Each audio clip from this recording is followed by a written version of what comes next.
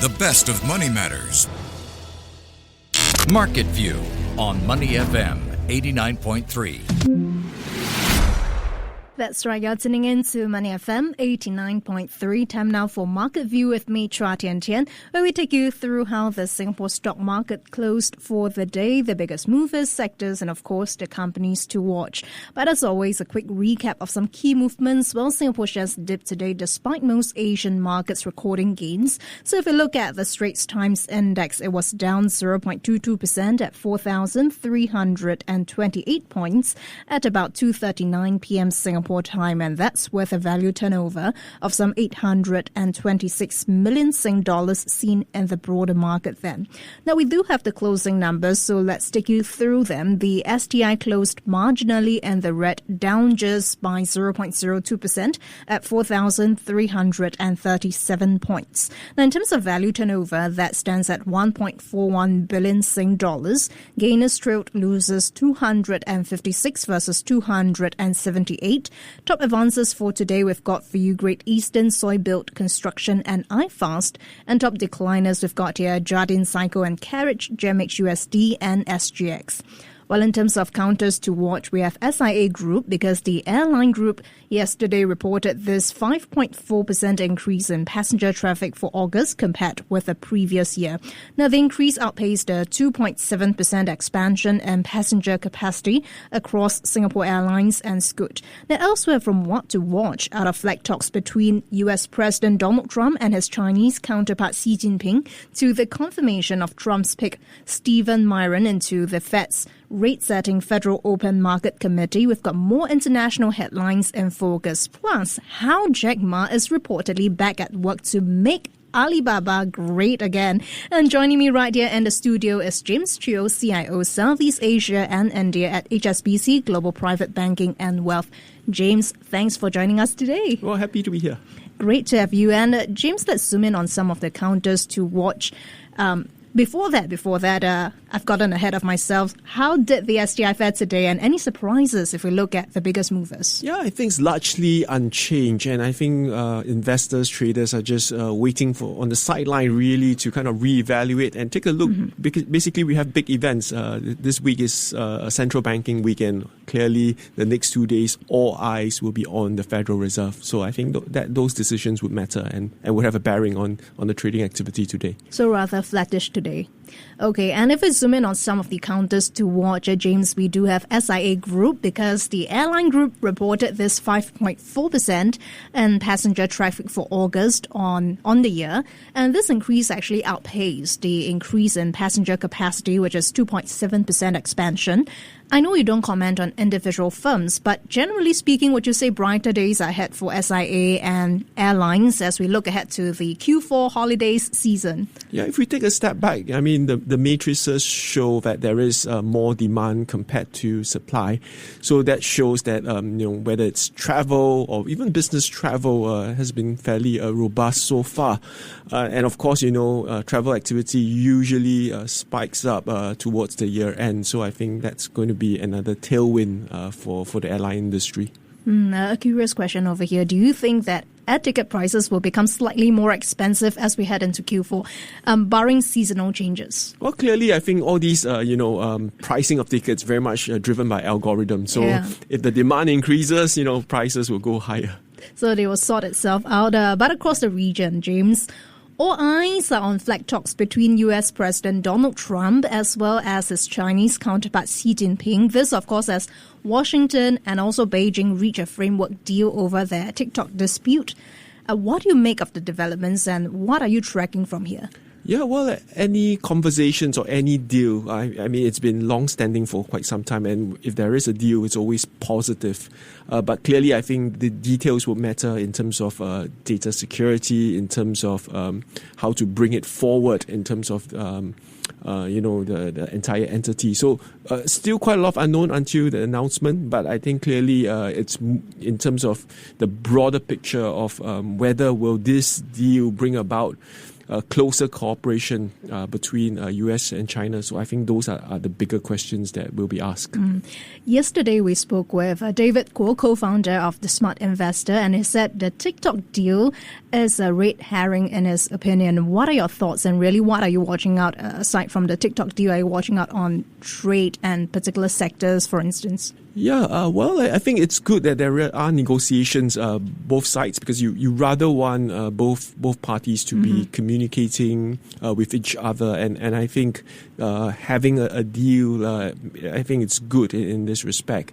But I think what's more important, it's how will this develop going forward? Will there be more, perhaps more deals on trade front that's going to come up in the weeks and months ahead? Will there be more competition? Will there be more tension? I think it's going to be a mixed bag. So it's not a complete, kind of a reconciliation of sorts. But I think that's why we still have to kind of watch the developments there. If you're just tuning in, when I'm in conversation with James Chio, CIO Southeast Asia and India at HSBC Global Private Banking and Wealth. Well, James, we often think of MAGA as Make America Great Again. But what about Make Alibaba Great Again? Because Jack Ma, he is reportedly, according to sources, back on Alibaba's campuses and more directly involved in the company than he's been in half a decade. Now, signs of his unseen hand, according to sources, are coming into sharper focus, no more so than its pivot to AI, declaration on war on e-commerce foes JD.com and Meituan. What do you make of the move? I'll add one more, make AI great again. I think that's essentially the intention, because, the whole e-commerce and China internet sector is extremely competitive. The competition is very intense. Margins are wafer thin. And particularly, I think these platforms over the last few years have been entering each other's turf, whether it's e-commerce, whether it's delivery, and things like that. So there is a need to kind of push ahead and see which company would have the AI model, not just for consumers, but also to make hyper-personalization, to allow delivery to be even faster. So I think the using AI as a kind of a competitive advantage is going to be very important to all these players. Do you think Alibaba could be as great as before given current market conditions, and also given the regulators' take on price competition amid the involution trend? Yeah, well, I think this whole sector is very interesting because if you look at the developments on AI models, China is actually quite strong, and a lot of these models are open source. So because of that whole learning, the ability to learn, to improve, is very, very profound. So I won't write off, this whole tech sector within China, and I think it's something that, investors have to consider when they think of investing in AI. It's not just the US big tech, but also I think that the Chinese tech, I think, provides a very interesting kind of counterbalance in pushing the edge of not just AI models, but also the applications of AI for their huge business potential that they have. And further away, James, you talked about that at the start of this conversation, how investors are keeping their sights on the next Fed policy meeting.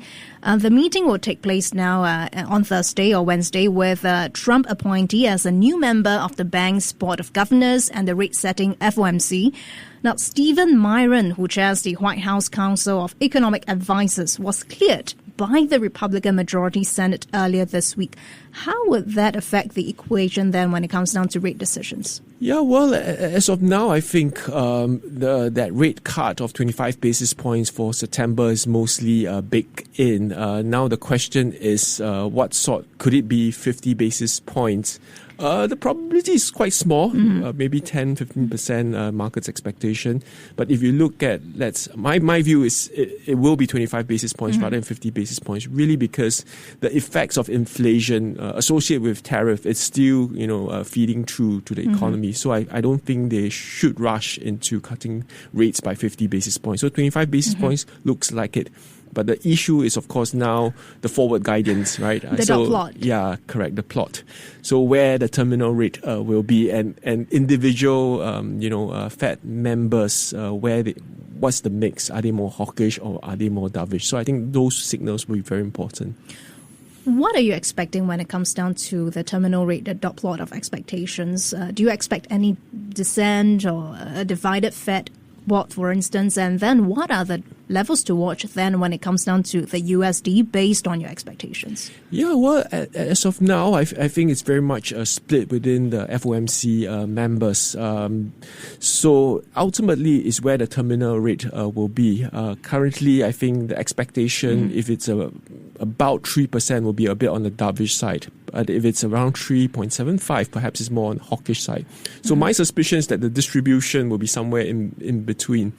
As of now, I think there is roughly about 11 members a little bit more hawkish, so that tilt will be the plot. You might see the distribution higher towards 3.75, but there will be people that will skew towards near the 3%. So let's see how this whole dot plot will turn out. Okay, then we'll have more on the USD movements then. Thanks so much for the insights today. James, that was James Chiu, Chief Investment Officer, Southeast Asia and India at HSBC Global Private Banking and Wealth. Thank you so much for joining me in the studio today. Well, pleasure to be here. Before acting on the information on Money FM, please consider if it's suitable for your own investment objectives, financial situation, and risk tolerance.